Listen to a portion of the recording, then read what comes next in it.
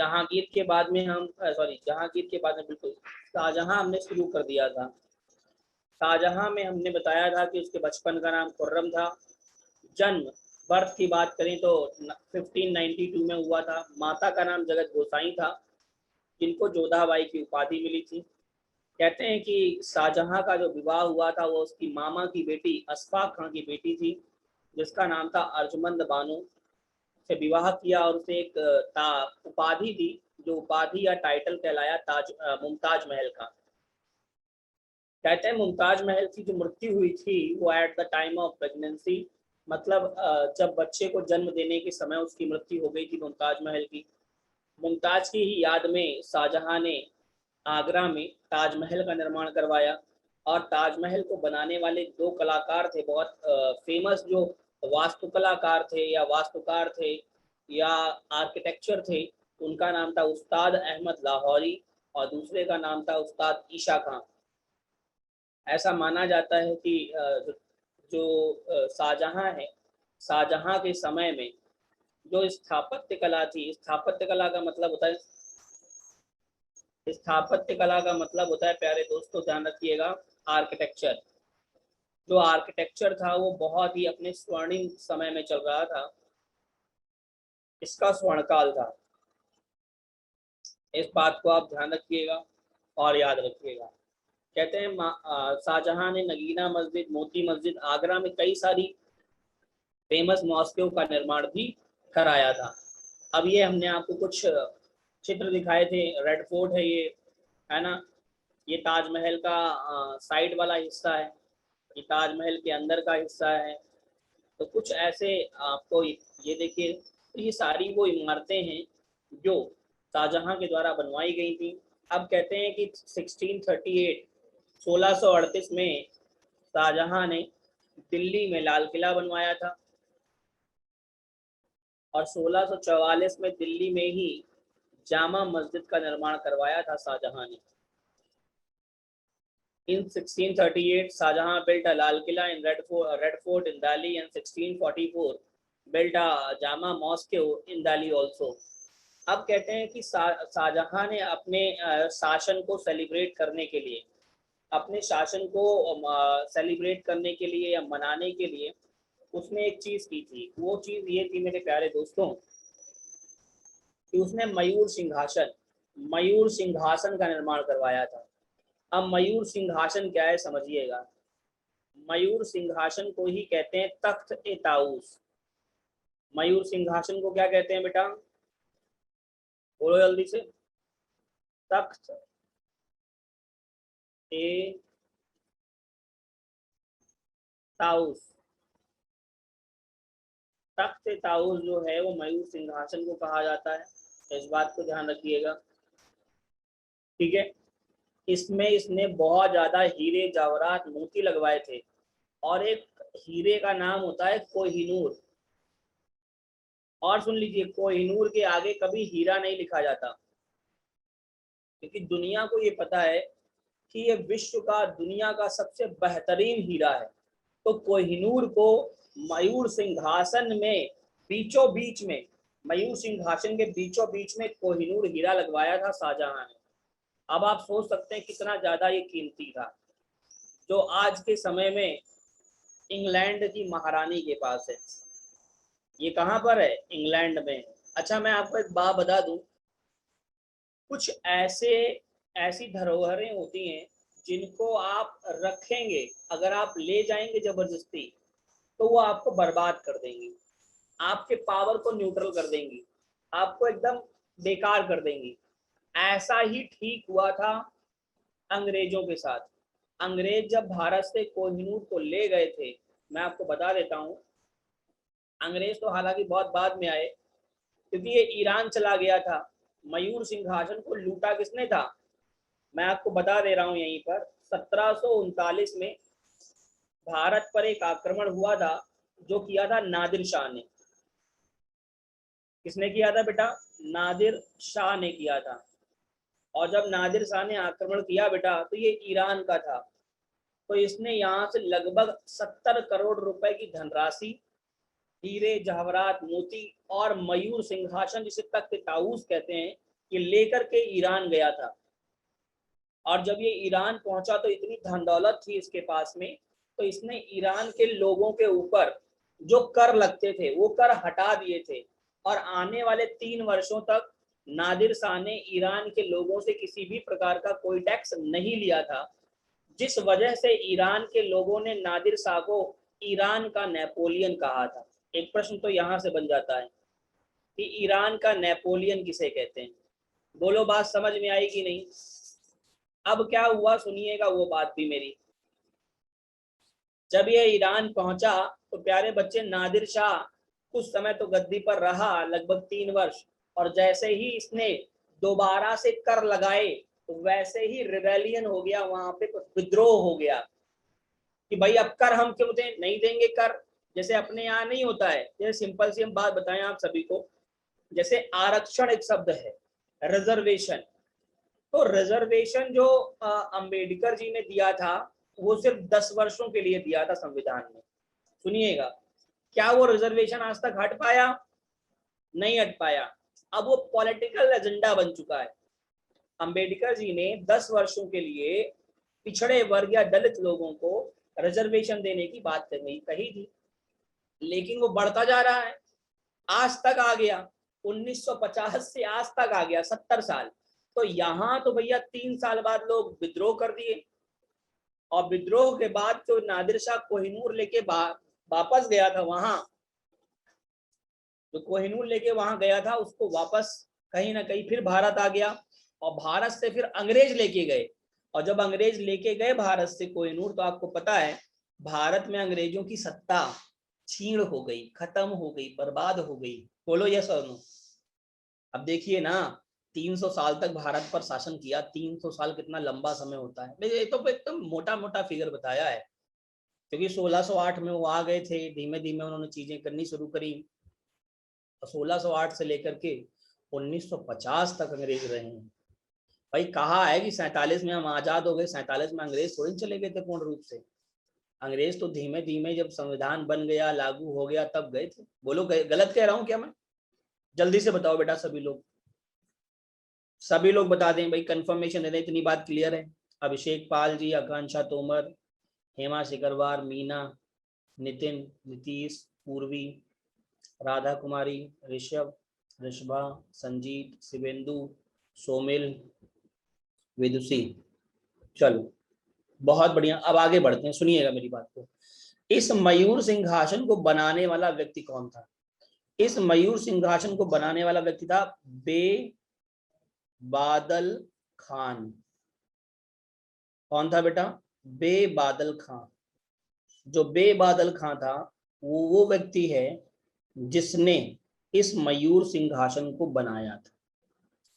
ये वो व्यक्ति है जिसने इस मयूर सिंहासन को बनाया था। मतलब ये एक आर्किटेक्चर है, कारपेंटर कह सकते हो, जिसने इस मयूर सिंहासन को बनाया था।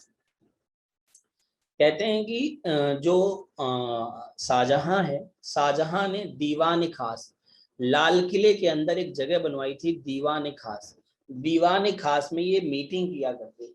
दीवान खास में क्या करते थे बेटा? ये दीवान खास में ये मीटिंग किया करते थे, रिलेटेड टू असेंबली कह सकते हो एक तरीके से, रिलेटेड टू कि आने वाले भविष्य में अगर कोई समस्या, कोई दिक्कत आती है तो वहां से हम किस प्रकार से निकलेंगे या किस प्रकार से उस चीज को हैंडल करेंगे।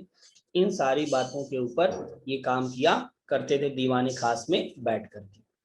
अब कहते हैं कि शाहजहां के जो बच्चे थे, अब देखो बच्चों के ऊपर कई बार बच्चे क्या करते हैं, जैसे स्टूडेंट्स क्या कहते हैं कि सर जैसे आपने कहा, तो पहले के समय में राजाओं के बच्चे कितने होते थे उसके ऊपर कभी कोई प्रश्न नहीं बनता है, ये हमेशा ध्यान रखें। नंबर ऑफ चिल्ड्रंस या चाइल्ड्स पर कोई क्वेश्चन नहीं बनता, क्योंकि पहले के समय में कई राजा थे, ऐसे ऐसे राजा थे जिनके 100 बच्चे हुए हैं, तो ऐसा कोई प्रश्न कभी बनता नहीं। इस बात को जरूर ध्यान रखिएगा। यहाँ पर मैं 4 बच्चों का जिक्र कर रहा हूँ, सुनिएगा बड़े गौर से। शाहजहां की 4 बच्चे, जिनमें मैं आपको बताना चाहता हूँ, सुनिएगा। सबसे बड़ा बेटा दारा शिकोह। दारा शिकोह को शाहजहां बहुत प्रेम करता था, और दारा शिकोह बहुत विद्वान व्यक्ति था। सबसे बड़ी बात, दूसरा बच्चे की अगर मैं बात करूं तो वो था सूजा। तीसरे बच्चे की बात करूं वो था मुराद। चौथे बच्चे की अगर मैं बात करूं तो उसका नाम था औरंगजेब। ये चार बच्चे मेन रूप से इतिहास में बताए गए हैं। बात क्लियर? कौन कौन बेटा? दारा सिको, सूजा, मुराद, औरंगजेब। सुनिएगा मेरी बात। औरंगजेब का पालन पोषण नूरजहां ने किया था, और नूरजहां को शाहजहां ने 2 लाख रुपए प्रतिवर्ष की पेंशन देके लाहौर भेज दिया था। क्योंकि औरंगजेब बहुत छोटा था बचपन में जब इसकी माँ की मृत्यु हो गई थी, तो अब इसका पालन पोषण अब शाहजहां तो करेगा नहीं, तो इसका पालन पोषण इसकी दादी ने किया। एक तरीके से अगर आप कहना चाहें तो कह सकते हैं नूरजहां।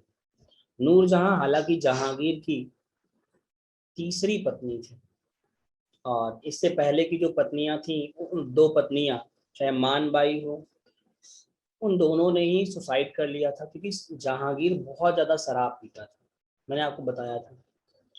अब कहते हैं कि जो नूरजहां थी वो इस बात से बहुत खफा थी कि मुझे आगरा से या दिल्ली से उठा के लाहौर भेज दिया इसका पालन पोषण करने के लिए, लेकिन ना चाहते हुए भी उसने इसका पालन पोषण किया। लेकिन उसने हमेशा औरंगजेब को उसके पिता शाहजहां के विरोध में भड़काने वाली बातों को कहती थी। अब सिंपल सी बात है, आपको रोज अगर कहा जाए कि आपके पिता ऐसे हैं, आपके पिता वैसे हैं, उन्होंने ऐसा किया बेटा तुम्हारे साथ, बेटा तुम्हारे साथ ऐसा किया, तो एक दिन ऐसा आएगा कि आप ना चाहते हुए भी आपका जो ब्रेन होगा ना, उन बातों को रिकॉल करते करते वो ब्रेन उसी तरीके का हो जाएगा। एम आई राइट और नॉट? बोलो जल्दी से। एक बात को आप 20 बार सुनोगे तो आपके मन में कुछ ना कुछ तो धारणा गलत बनी जाएगी। वो धारणा गलत बन गई। औरंगजेब शाहजहां से बहुत ज्यादा नफरत करने लगा था। अब होता क्या है सुनिएगा। कहते नहीं कई बार सोने पे सुहागा हो जाता है, वैसी चीज होगी। हुआ क्या कि that was the time of 1658, 1658 था। 1658 में क्या हुआ, शाहजहां की तबीयत बिगड़ी बहुत ज्यादा। जब शाहजहां की तबीयत बिगड़ी तो शाहजहां ने अपने बच्चों को बुलाया, दारा को, औरंगजेब, सूजा, मुराद, और कहा कि बेटा देखो मेरी तबीयत तो सही नहीं रह रही है। आगरा के किले में बुलाया सभी को, कहा तबीयत तो बेटा सही नहीं रह रही है, और इतना बड़ा एम्पायर है, तो मैं चाहता हूँ कि आप लोग कुछ जगहों के गवर्नर या एक राज्यपाल के तौर पर या एक शासक के तौर पर मैं आपको अपॉइंट कर दूं, तो आप अपने अपना संभालो जाकर। तो बच्चे भी कहते हैं ठीक है। सूजा सूजा को शाहजहां कहता है कि बेटा तुम्हें मैंने बंगाल दिया, तुम बंगाल के गवर्नर नियुक्त किए जा रहे हो, तुम बंगाल जाओ और बंगाल को संभालो। अब समझिए, मुराद से कहा कि बेटा मैं तुम्हें पूरा गुजरात देता हूँ, पूरा गुजरात संभालो। अब औरंगजेब के तो मन में ये था कि मैं दिल्ली और आगरा संभालूंगा, लेकिन औरंगजेब से कह दिया जाता है कि बेटा तुम जाओ और दक्कन संभालो। क्या संभालो बेटा?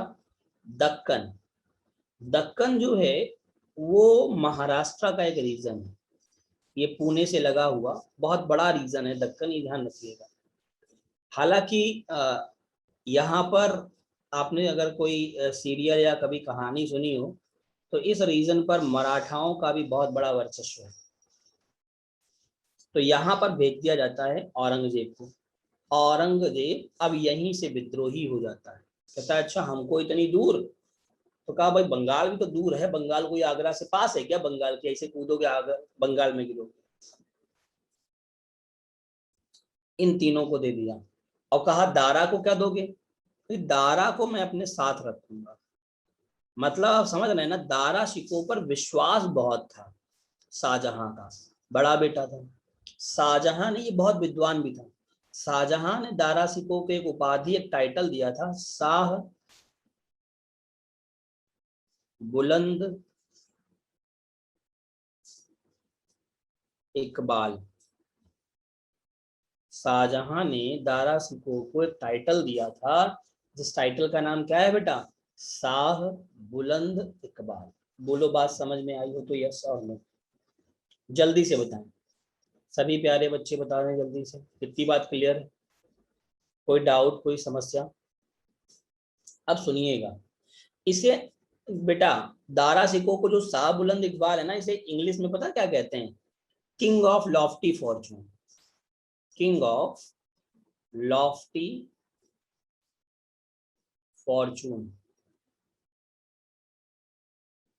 इस बात को ध्यान रखिए, किंग ऑफ लॉफ्टी फॉर्चून के नाम से जाना जाता है। कौन बेटा? दारा सिको। मुद्दा क्लियर? जल्दी से सभी लोग बता दें, यस और नो। ठीक है, अब मेरी बात को सुनिएगा बड़े गौर से, बड़े ध्यान से, सभी प्यारे बच्चे सुनेंगे। अच्छा, अब क्या होता है, अब 1658 में ये सब चले जाते हैं, पर लगभग 1658 के अंत जो महीने चल रहे हैं, वहां पर जो शाहजहां है उसकी तबीयत बहुत बिगड़ जाती है। तो शाहजहां क्या करता है, अपने बेटे दारा शिको को अपना उत्तराधिकारी घोषित कर देता है। क्या घोषित कर देता है? उत्तराधिकारी। मतलब कहने का होल एंड सोल बना देता है शाहजहां। और ये बात, अब उत्तराधिकारी अगर बन गया तो दिल्ली और आगरा कौन संभालेगा? दारा सिको संभालेगा, यस और नो? जल्दी से बताओ, अब दिल्ली और आगरा कौन संभालेगा? दारा सिको संभालेगा। ये बात जैसे ही औरंगजेब को पता चलती है, औरंगजेब बिल्कुल आग बबूला हो जाता है। कहता है फिर मेरे साथ धोखा। अच्छा, इसकी दादी ने यही सिखाया था कि तुम्हारे साथ धोखा होता आ रहा है हमेशा। अब क्या होता है, औरंगजेब तुरंत यहाँ पैगाम भेजता है गुजरात, और यहाँ भी पैगाम भेजता है, देखा मैंने जो कहा था, अब्बा जान ने सारा कुछ दे दिया बड़े भाईजान को, रह गए तुम देखते हुए।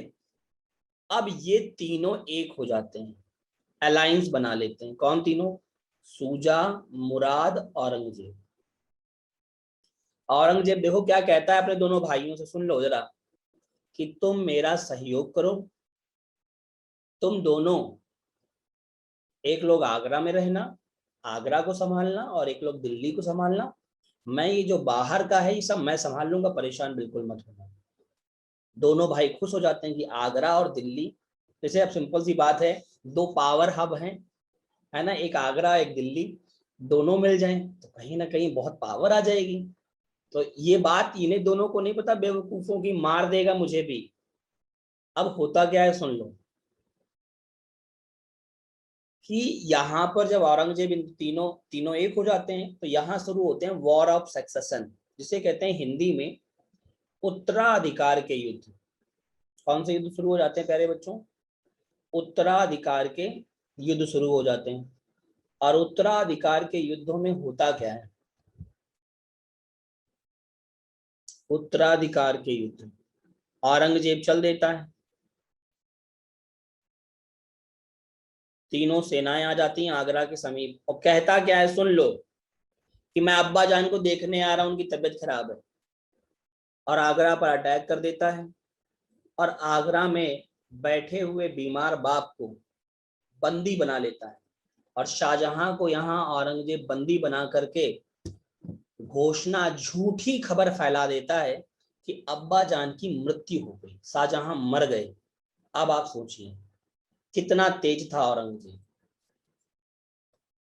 तभी तो युद्ध होगा उत्तराधिकार का, बोलो। अब शुरू होता है उत्तराधिकार का युद्ध। जब उत्तराधिकार का युद्ध हुआ मेरे प्यारे दोस्तों, जिसे कहते हैं पहला बैटल ऑफ बहादुरगढ़, शायद मैंने हिंदी में लगाई होगी, परेशान मत होना, ये देखो हाँ लगा हुआ है, ठीक है। बैटल ऑफ बहादुरगढ़ जो हुआ मेरे प्यारे दोस्तों, वो 14 फरवरी को हुआ था, वैलेंटाइन डे पर। हमने यहाँ पे डेट नहीं लिखी है सबकी, तो 14 फरवरी 1658 को होता है, जो सूजा और दारा सिको के बीच लड़ा जाता है। लेकिन सूजा हार जाता है, और सूजा हारने के बाद यहाँ पर उसकी हत्या कर दी जाती है, वो चल मर जाता है। दूसरा युद्ध, अब इस बार दारा सिको जीत गया है, देखना। दूसरा होता है धर्मट का युद्ध, बैटल ऑफ धर्मट। ये 25 अप्रैल 1658 को होता है, जो लड़ाई मुराद और दारा के बीच हुई। हालांकि दारा की ओर से लड़ने वाला जो व्यक्ति था वो जसवंत सिंह था, तो ये इसके बीच होती है। यहाँ पर दारा हार जाता है। कौन हार गया इस बार? दारा सिको हार गया। हालांकि इसकी हत्या नहीं हुई, भाग निकला ये। फिर एक बैटल होता है, बैटल ऑफ सामूगढ़। कौन सा भैया? Battle of Samugarh. ये 1658 को होता है, जो औरंगजेब और दारा के बीच होता है, और दारा फिर हार जाता है। और इस बार एक फाइनल बैटल होता है, जिस बैटल का नाम है बैटल ऑफ देवराई। देवराई का युद्ध 1600 कब होता है? 59 में। ये दारा सिकोह और औरंगजेब के बीच होता है, और इसी युद्ध में दारा सिकोह इस्लाम की अवहेलना कर देता है। इस्लाम की अवहेलना कर देता है। जब ये इस्लाम की अवहेलना कर देता है, समझ रहे हो ना, इस्लाम को गाली दे देता है, तो औरंगजेब बहुत खतरनाक आदमी, इस्लाम के जो विरोधी थे उसको तो औरंगजेब मार देता था तुरंत। इसने अपने ही भाई का सरकलम कर लिया, अपने ही भाई की हत्या कर दी इस्लाम के विरोध जाने पर। हालांकि इस्लाम का विरोध जाना तो एक सेकेंडरी पार्ट था, प्राइमरी पार्ट क्या था आप जानते हैं? गद्दी हासिल करना। औरंगजेब ने दारा की हत्या कर दी। उधर शाहजहां को एक आगरा के किले में नजरबंद कर दिया, बंदी बना के छोड़ दिया। और जब शाहजहां को पता चलता है कि मेरा बड़ा बेटा दारा शिको, उसकी हत्या कर दी औरंगजेब ने, तो बहुत दुखी होता है। सूजा को भी मरवा दिया, कहीं ना कहीं विद्रोह करवा दिया। सूजा भी मर चुका है, मुराद भी मार दिया जाता है इसी के द्वारा। अब अकेला औरंगजेब बचता है। और यही सब सोचते सोचते जो शाहजहां है, उसकी मृत्यु 1666 में होती है। कब हो जाती है? 1666 में शाहजहां की मृत्यु हो जाती है, और शाहजहां जेल में एक कैदी के रूप में मरता है। अब मैं आपको बताऊं, क्वेश्चन आता है, आप सभी पीएससी में आता है हालांकि क्वेश्चन, पर आपके भी एग्जाम में कभी आ सकता है कि निम्नलिखित में से वह कौन सा मुगल शासक था जिसने अपने कैदी जीवन के 8 वर्ष आगरा की जेल या आगरा की किले में बिताए। या कई बार क्वेश्चन आता है, निम्नलिखित में से वह कौन सा मुगल शासक है जो जिसने अपने जीवन के 8 वर्ष कैदी के रूप में बिताए और अंत में उसकी मृत्यु एक कैदी के रूप में हुई। तो दोनों का ही आंसर क्या होगा बेटा? शाहजहां। बोलो, बात क्लियर हुई सभी बच्चों को? कोई दिक्कत परेशानी हो तो बोल सकते हैं आप। ठीक है, अच्छा। अब मैं कुछ और बातें बता देता हूँ आप सभी को, जो एग्जाम के पॉइंट ऑफ व्यू से काफी इंपॉर्टेंट रहती है। शाहजहां ने, पहले क्या होता था, कुछ राजा सिजदा सिजदा एवं पैबोस, सिजदा और पैबोस प्रथा चलती थी। तो शाहजहां ने सिजदा और पैबोस प्रथा को समाप्त कर दिया था। शाहजहां ने सिजदा और पैबोस प्रथा को समाप्त कर दिया था, और इसके स्थान पर लेके आया था वो चहार तस्लीम प्रथा। चहर तस्लीम प्रथा लेके आया था। शाहजहां ने एक और काम किया था। आप जानते हो अकबर ने क्या शुरू की थी? इलाही संवत। बोलो यस और नो। लेकिन शाहजहां ने इलाही संवत समाप्त कर दी, और उसके स्थान पर लेके आया हिजरी संवत। बोलो, मुद्दा क्लियर? इलाही संवत को इलाही एरा बोलते हैं, और हिजरी संवत को हिजरी एरा बोलते हैं। बोलो, मुद्दा क्लियर? सभी लोग बता दें भाई। अब मेरी बात को ध्यान से सुनिएगा। इसके समय में तुलादान प्रथा थी, झरोखा दर्शन था, ये सब इसने बंद कर दिया था। तुलादान प्रथा, झरोखा दर्शन, वो नहीं देखा होगा आपने, नेट पड़ा रहता है और लोग नाचते रहते हैं, कुछ ऐसा दर्शन टाइप का, ठीक है, नाच गाना टाइप का हुआ करता है। तो इसने बंद कर दिया था। शाहजहां ने अपनी राजधानी को आगरा से दिल्ली स्थानांतरित किया था। शायद ये लिखा भी होगा, नहीं लिखा है, नहीं लिखा है, यहाँ लिख देते हैं। ये क्या है तो सभी को पता होगा, कोई ऐसा व्यक्ति जो न जानता हो इसे?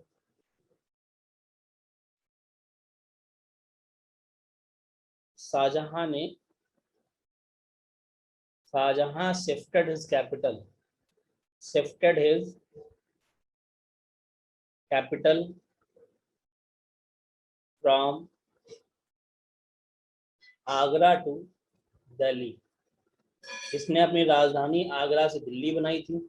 और जब ये आगरा से दिल्ली राजधानी बना रहा था, तो इस बात को जरूर ध्यान रखना मेरे प्यारे दोस्तों, तो इसने एक शहर बसाया था यमुना नदी के किनारे, जिस शहर का नाम था, क्या नाम था बताओ जल्दी से? शाहजहानाबाद। शाहजहानाबाद।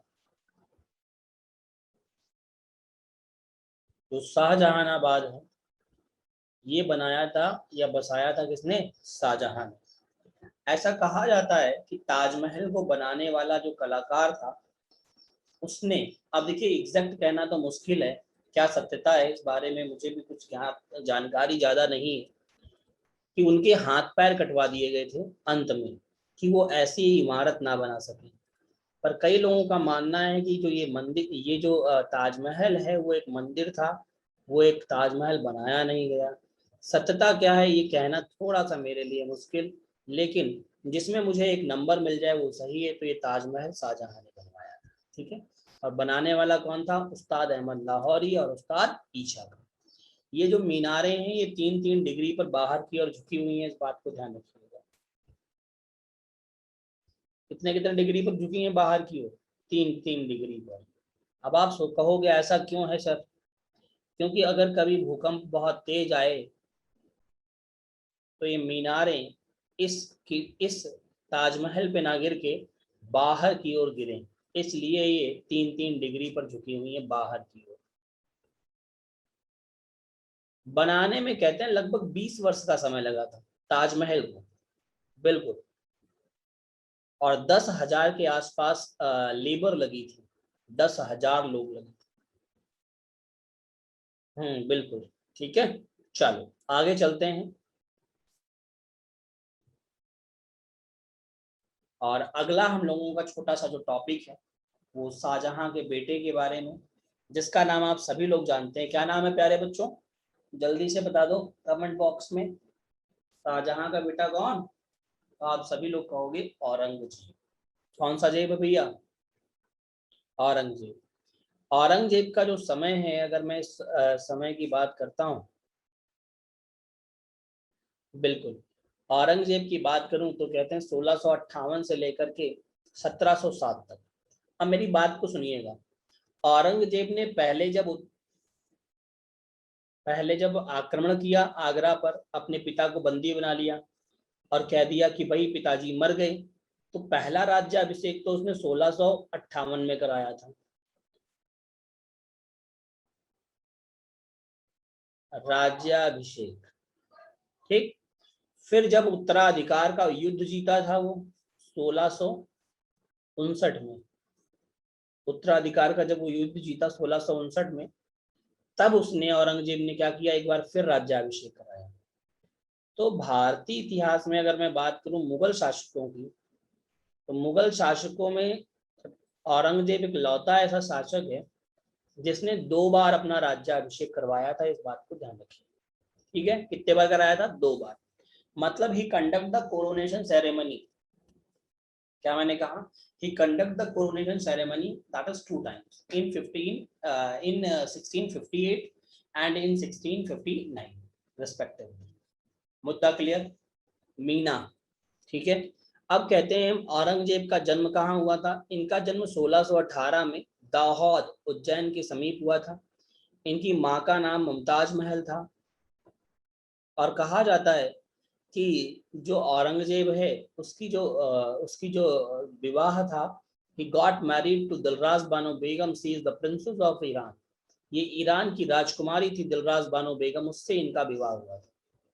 अब आप सोच सकते हैं कि विवाह भी उस टाइम पे बताइए कितनी कितनी दूर होते थे। हिंदुस्तान का विवाह ईरान में हो रहा है। अब सोचो जब ये विवाह करने गया होगा तो कितना लश्कर लेके गया होगा, कितना पैसा खर्च हुआ होगा बारात ले जाने में। सोच रहे हो कि नहीं? तो सोचने की अगर बात सोचो तो पहले बहुत लोग पैसे थे, धनवान थे। भारत सोने की चिड़िया था, आप सभी लोग जानते हैं। कहते हैं जो औरंगजेब था उसने 2 बार राज्याभिषेक करवाया, ये ऑलरेडी मैं आपको बता चुका हूँ। राज्याभिषेक को ही कहते हैं कोरोनेशन सेरेमनी। ये पहला ऐसा मुगल शासक है जिसने आलमगीर की उपाधि धारण की थी। इसकी बेटा आलमगीर की उपाधि धारण की थी। आलमगीर का मतलब होता है विश्व विजेता, या आप कह सकते हो विजेता।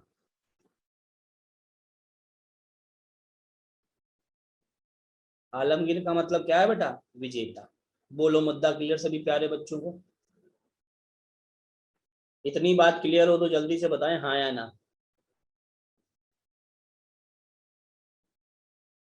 ठीक है। कहा जाता है इसने नवरोज का जो त्योहार मनाते थे, नवरोज जानते हो ना? नवरोज का त्योहार जो नए वर्ष पे मनाया जाता है, नए वर्ष पर, जो पर्शियन रीति रिवाज के अंतर्गत मनाया जाता था। ईरान में ईरान को पर्शिया तो बोलते हैं, तो उसे इसने प्रतिबंधित कर दिया, बैन लगा दिया। अच्छा, कुछ शासक ऐसे आए जिन्होंने कहा तुलादान चलाइए, तो तुलादान इसने पूर्ण रूप से प्रतिबंधित कर दिया। हालांकि शाहजहां ने प्रतिबंध लगाया था, लेकिन कुछ माने कुछ नहीं माने। फिर कहते हैं कि इसने 3 हिंदू मंदिरों को तोड़ने का, पूरा ध्वस्त करने का काम किया था, जिसमें काशी विश्वनाथ मंदिर बनारस का, केशवा राय मंदिर मथुरा का और सोमनाथ मंदिर गुजरात का शामिल है। काशी विश्वनाथ मंदिर कहाँ है बेटा? बनारस।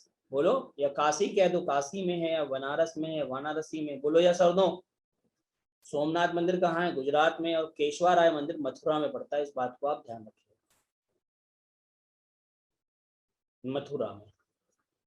इन सभी मंदिरों को ध्वस्त कर दिया था इसने, तोड़ दिया था, डेमोलिश कर दिया था। कुछ टूटा कुछ बचा, इस तरीके से। कहते हैं इसने सरिया को लागू किया। सरिया का मतलब जानिए, सरिया का मतलब होता है शरीयत लॉ। इसने शरीयत लॉ को लागू किया, और साथ ही साथ में मुहताशिब एक कोर्ट बनाया, कोर्ट ऑफ सेंसर था, जो लोगों के, मुहतासिब क्या करता था, प्रजा के चरित्र, जो चरित्र होता था, चरित्र जानते हो ना, करेक्टर। तो प्रजा के करेक्टर को ये देखता था कि किस तरीके का प्रजा का करेक्टर है। अब आप समझ सकते हो, राजा ये देख रहा हो कि प्रजा का करेक्टर कैसा है। क्योंकि औरंगजेब के टाइम पे ऐसी कोई एविडेंसेस नहीं मिले कि इसने 4 विवाह किए या कुछ और इस तरीके की चीजें औरंगजेब के समय नहीं मिली। औरंगजेब बहुत सख्त व्यक्ति था, बहुत ज्यादा सख्त व्यक्ति था। इसका एक ही काम था, इसका एक जो टारगेट था वो ये था, दारुल हर्ब को दारुल इस्लाम में परिवर्तित करना। अब आप कहोगे सर ये दारुल दारुल क्या आपने बोल दिया? मैं आपको समझा देता हूँ, मैं आपको बता देता हूँ।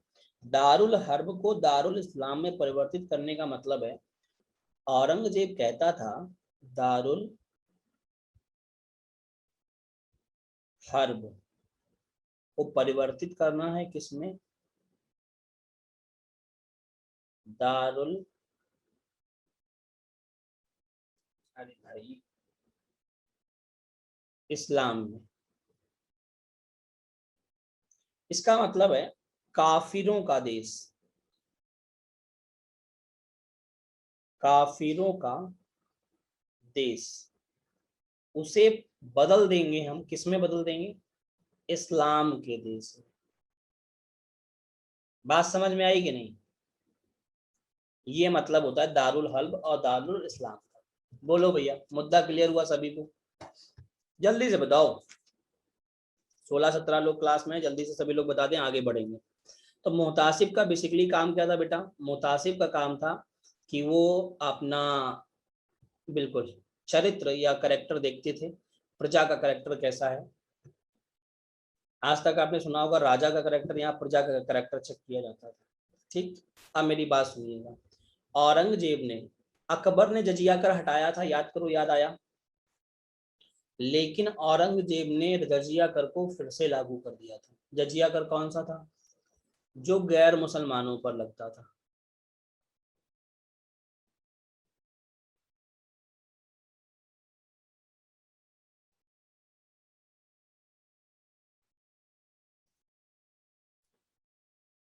इसने तीर्थ यात्रा कर को भी पुनः लागू कर दिया।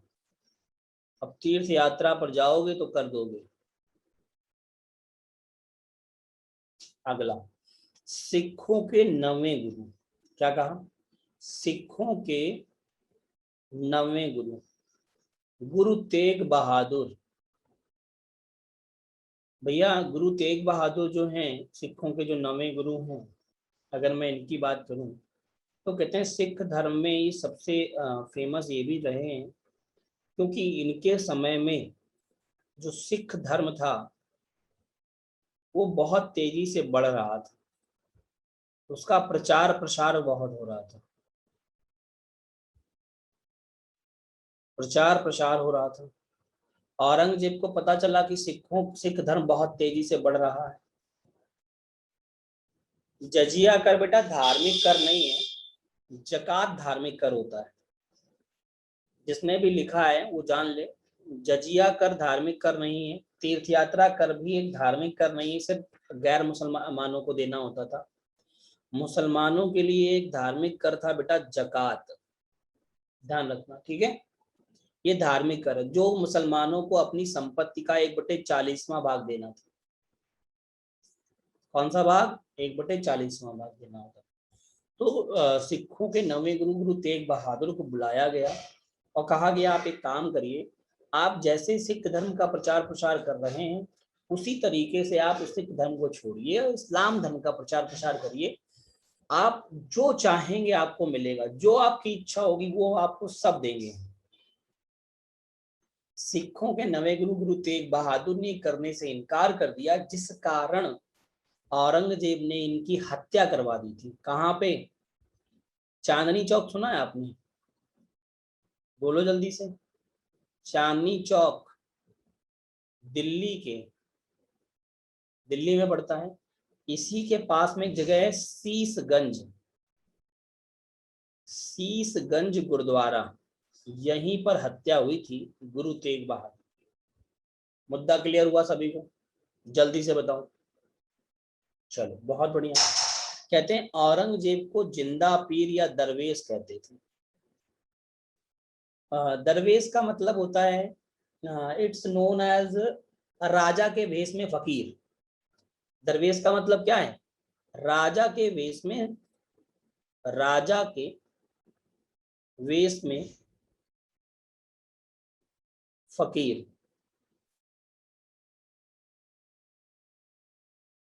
इसे कहते हैं दरवेश। मुद्दा क्लियर हुआ बच्चों? बताओ जल्दी से यस और नो। अब कहते हैं औरंगजेब ने दिल्ली में लाल किला परिषद में एक मस्जिद बनवाया था जिसका नाम था मोती मस्जिद, और के नाम से एक छोटी छोटी संगमरमर की मस्जिद बनवाई थी। मतलब ये प्योर संगमरमर की बनी थी।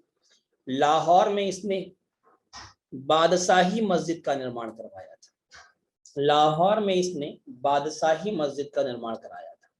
ऐसा माना जाता है कि मुगल शासकों में, सुनिएगा मेरी बात को, मुगल शासकों में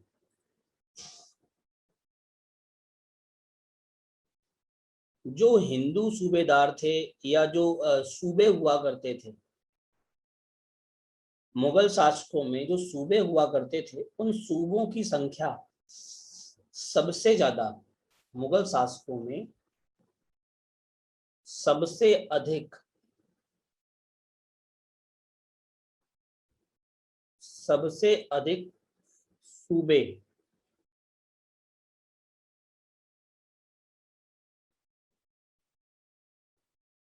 औरंगजेब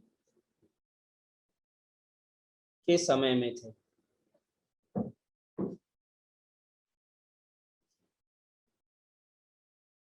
जिनकी संख्या लगभग 20 थी, 20 सूबे थे। अब आप कहोगे सर और लोगों के समय में कितने थे? अकबर के समय में इनकी संख्या 15 के आसपास, 15 थे लगभग। जहांगीर के समय ये 17 थे, शाहजहां के समय ये 18 थे।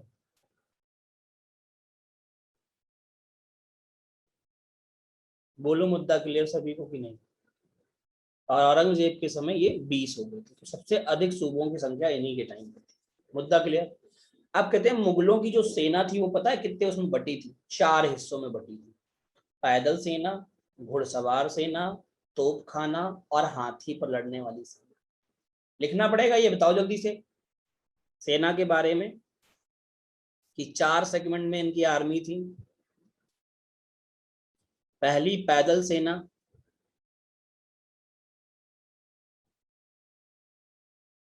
दूसरी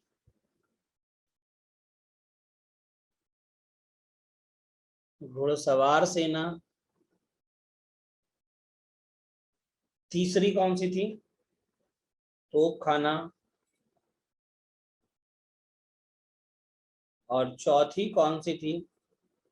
हाथी सेना, या हाथी पर बैठ के लड़ने वाली सेना। ध्यान रखिएगा, हाथी सेना का मतलब ये है। ये 4 प्रकार की सेना थी किसके समय में? बोलो। मुगलों के समय में।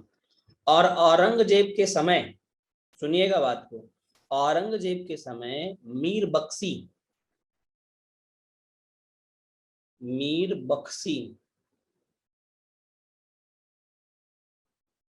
मीर बख्शी जो है ये सेना प्रमुख था, सैन्य विभाग का प्रमुख था। सैन्य विभाग का प्रमुख। क्या नाम है इसका बेटा? बोलो। मीर बख्शी। मुद्दा क्लियर सभी बच्चों को? जल्दी से बताओ यस और नो।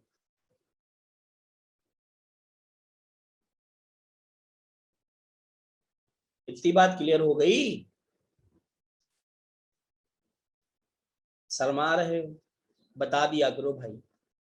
कहते हैं औरंगजेब की जो पत्नी थी जिसका नाम था दिलराज बानो बेगम, उसकी मृत्यु हो जाती है और उसको राबिया उद दौरानी कहा गया।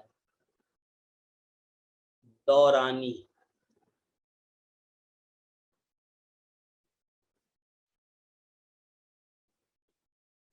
यहाँ रा होगा, ठीक है। राबिया उद दौरानी कहते थे। ठीक, ध्यान रखिएगा, एग्जाम में बहुत पूछा जाता है। अब कहा जाता है औरंगजेब अपनी पत्नी की याद में उसने एक मकबरा बनवाया था जिसे बीबी का मकबरा कहते हैं, और ये औरंगाबाद महाराष्ट्र में है। इस मकबरे को ताजमहल की तरह बनाने की कोशिश की गई थी लेकिन बन नहीं पाया था। इसे ब्लैक ताजमहल भी कहा गया है और दक्षिण भारत का ताजमहल भी कहा गया है। इस बात को ध्यान रखिएगा। मतलब बीबी का मकबरा एक है जिसके 3 नाम है। कौन कौन से? जो औरंगजेब की पत्नी थी दिलराज बानो बेगम, जिसे राबिया उद दौरानी की उपाधि दी गई थी, उसके मरने के बाद उसका जो टॉम्ब बनवाया गया उसे एक नाम दिया गया बीबी का मकबरा, दूसरा नाम दिया गया ब्लैक ताजमहल और तीसरा नाम दिया गया दक्षिण भारत का ताजमहल। याद रहेगा सभी को? जल्दी से बता दें एक बार, यस और नो। ये रहा वो बीबी का मकबरा जो आप देख रहे हैं ना। ताजमहल जैसे बनाने की कोशिश हुई लेकिन ये बन नहीं पाया था। लेकिन बना ये पहाड़ियों के बीच में है, ये बात ध्यान रखिएगा। मतलब चारों तरफ से हिल टाइप की बनी हुई है। कहाँ पर है? महाराष्ट्र में।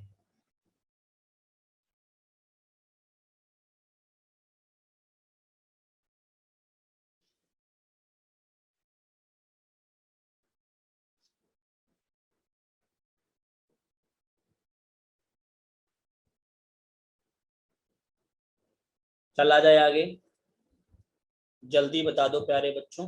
नन्हे मुन्ने राही, देश के सिपाही, बहुत बढ़िया। ठीक है, अब मेरी बात को सुनना ध्यान से। कहते हैं औरंगजेब के समय, क्या मैंने कहा? औरंगजेब के समय इसने क्या किया था? सुनिएगा बड़े गौर से, बड़ा इंटरेस्टेड पॉइंट बन के निकलता है यहाँ से। इसने अपने दरबार में, औरंगजेब ने अपने दरबार में अपने दरबार में संगीत पर संगीत पर प्रतिबंध लगा दिया। क्या लगा दिया, प्रतिबंध लगा दिया। क्यों? क्योंकि इसे दूसरे का संगीत नहीं पसंद आता था, बड़ा समस्या थी। क्यों नहीं आता था? ये खुद ही बहुत बढ़िया वीणा वादन करता था, वीणा बहुत अच्छी बजाता था। ध्यान रखिएगा, क्वेश्चन पूछा जाएगा कि औरंगजेब क्या बजा लेता था, क्या बजाने में निपुण था, तो आप बताएंगे वीणा बजाने में निपुण था, वीणा बजाने में निपुण था। तो जब भैया ये क्या नाम बेसिकली प्रतिबंध लगा दिया, और जितने भी इसके दरबार के संगीतकार थे उन सभी को छुट्टी दे दी और कहा वर्क फ्रॉम होम करो। क्या करो? Work from home. वो भी खुश, घर से काम करना है। और इसके समय में इतनी ज्यादा संगीत ग्रंथ लिख गए, संगीत ग्रंथ जो थे सबसे ज्यादा इसी के टाइम पे लिखे गए। क्यों? अब घर से काम करना सबको, उनका दय दनादन कर डालो जल्दी जल्दी जितना करना है। तो इसके शासन काल में सबसे ज्यादा शास्त्रीय संगीत या भारतीय शास्त्रीय संगीत के ऊपर ग्रंथ या पुस्तकें लिखी गई थी, ये बात ध्यान रखिएगा।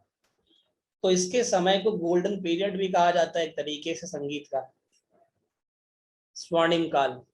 पर वही मुद्दा, स्वर्णिम काल एक ऐसा था कि आप खुल करके नहीं कर सकते थे क्योंकि इसे पसंद नहीं था, बहुत स्ट्रिक्ट था। हमने आपको बताया था कि ये अपने समय का बहुत ही स्ट्रिक्ट व्यक्ति है, बहुत ही स्ट्रिक्ट, इतना मीन्स कह सकते हो आप, एक ऐसा व्यक्ति जो अपने दरबार में एकदम स्ट्रिक्टनेस रखता था। ऐसा नहीं हंसी मजाक चलता रहता है, ऐसा नहीं था। अब बात आती है भाई कि औरंगजेब की मृत्यु कब हुई, औरंगजेब कब मरा। औरंगजेब जो मरा था यही बता देते हैं। औरंगजेब की मृत्यु 1707 में हुई थी, डेथ इसकी, और इसे अहमदनगर में दफनाया गया था।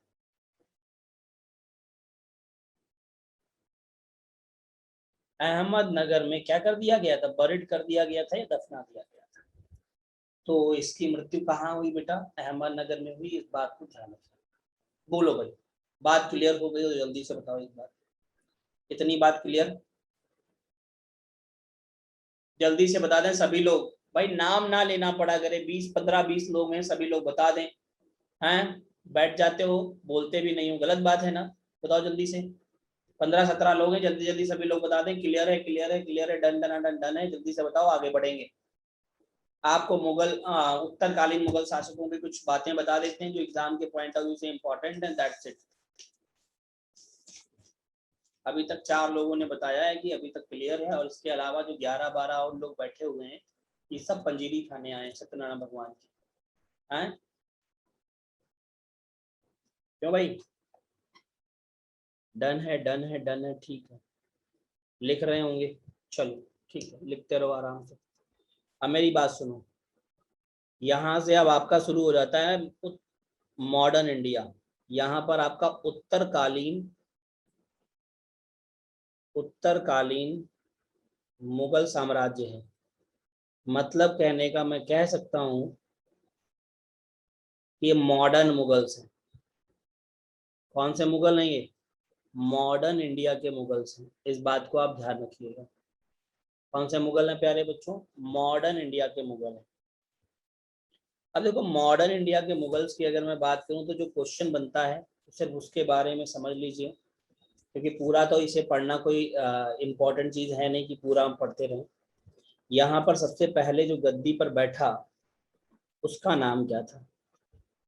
उसका नाम था बहादुर शाह। बहादुर शाह।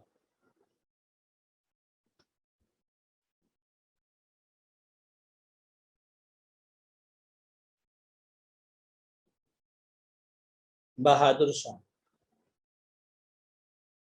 हिंदी में तो नहीं लिखना पड़ेगा, दोनों लिखना पड़ेगा। ठीक। अब अगर मैं बात करूं तो दूसरा कौन था? दूसरा व्यक्ति था जहांदार शाह।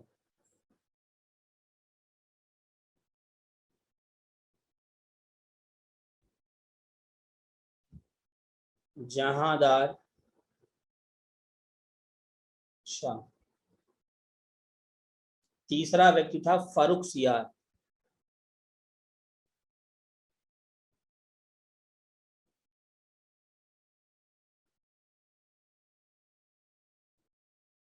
फर्रुखसियार।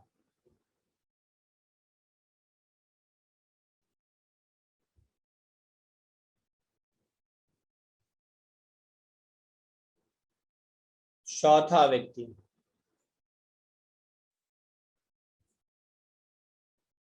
मोहम्मद शाह।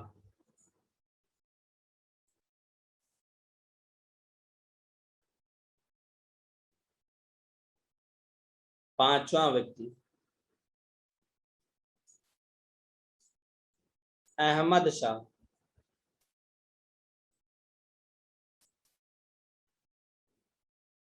अहमद शाह। छठा व्यक्ति आलमगीर सेकंड।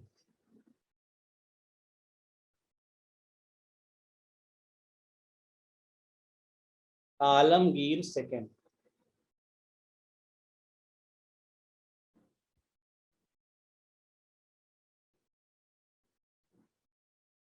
अगला व्यक्ति शाह आलम सेकंड।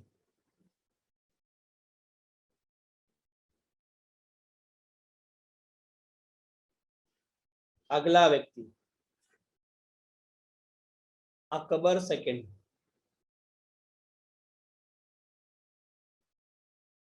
अकबर सेकंड। और लास्ट व्यक्ति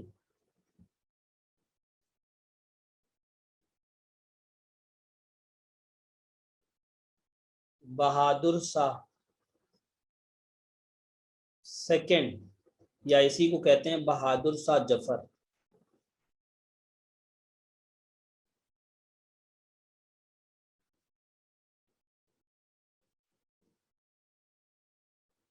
बोलो भैया, बात समझ में आई सभी बच्चों को कि नहीं? जल्दी से बताएं, इतने लोग हैं। अब इनमें से आपको कुछ जानने जरूरी है जो आपके एग्जाम में आते हैं। जैसे बहादुर शाह ये है ना, इसे बहादुर शाह प्रथम भी कहते हैं। आप प्रथम लिख लोगे तब भी कोई दिक्कत नहीं, और ऐसे लिखोगे तब भी कोई दिक्कत नहीं। बहादुर शाह प्रथम जो है, इसका बचपन का नाम या वास्तविक नाम है मुअज्जम। क्या नाम है? मुअज्जम। ध्यान रखिएगा, इसी को मुअज्जम को ही एक और नाम दिया गया है, शाह आलम प्रथम। अब देखो, आदमी एक है, नाम इसके तीन है। बात समझ में आई कि नहीं? और इसी को एक नाम से पुकारा जाता है। वो नाम क्या है? उपनाम जिसे कहते हैं, टाइटल जैसा, साहे बेखबर। साहे बेखबर। अब एग्जाम में ये पूछ लिया जाएगा कि निम्नलिखित में से साहे बेखबर किसे कहते हैं, तो उसका भी आंसर ये भी है, उसका आंसर ये भी है, उसका आंसर ये भी है। बोलो, बात समझ में आई सभी को कि नहीं? अब एग्जाम में कौन सा देगा ये मैं कैसे बताऊं आपको? बोलो यस और नो। दूसरी बात, जहांदार शाह को कहते हैं लंपट मूर्ख। लंपट मूर्ख। लंपट मूर्ख किसे कहते हैं? तो आप कहोगे लंपट मूर्ख कहा जाता है जहांदार शाह को। फर्रुखसियार को क्या कहा गया है? घृणित कायर। घृणित कायर। मोहम्मद शाह को क्या कहा गया है? रंगीला बादशाह।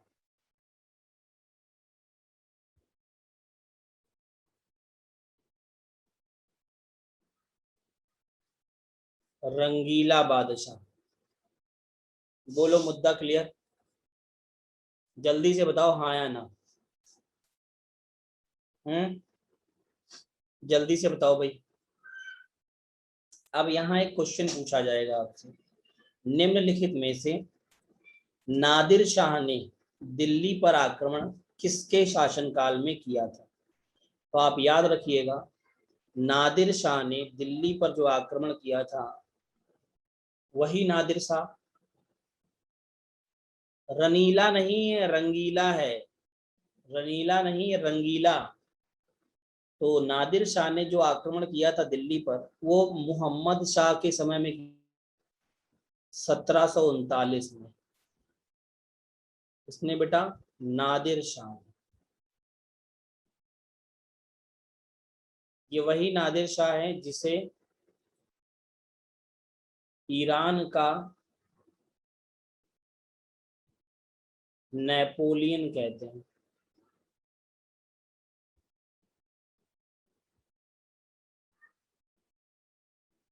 क्या कहते हैं प्यारे बच्चों? ईरान का नेपोलियन कहते हैं। मुद्दा क्लियर हो गया?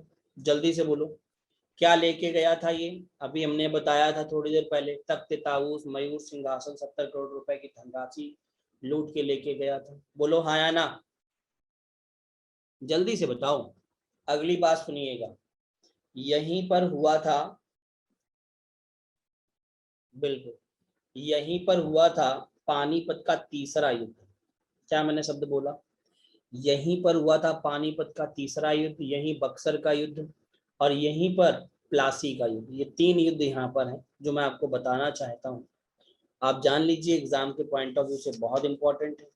क्योंकि जो मुगल उत्तरकालीन मुगल शासक हैं, वो कौन है? उत्तरकालीन मुगल शासक हैं ये 1707 से चले हैं और 1857 तक रहे। मतलब मोटा मोटा 150 वर्षों का सफर है इनका।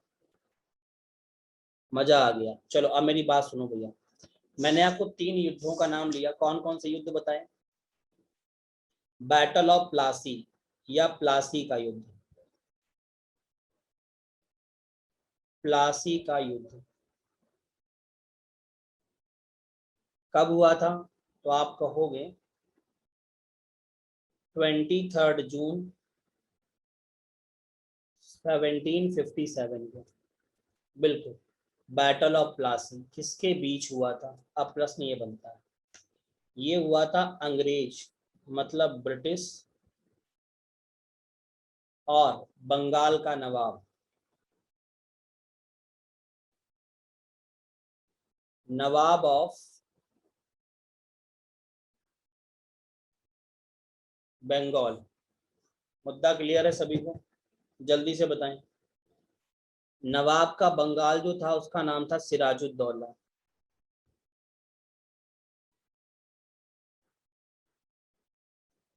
ब्रिटिश जो सेनापति था उसका नाम था रॉबर्ट क्लाइव।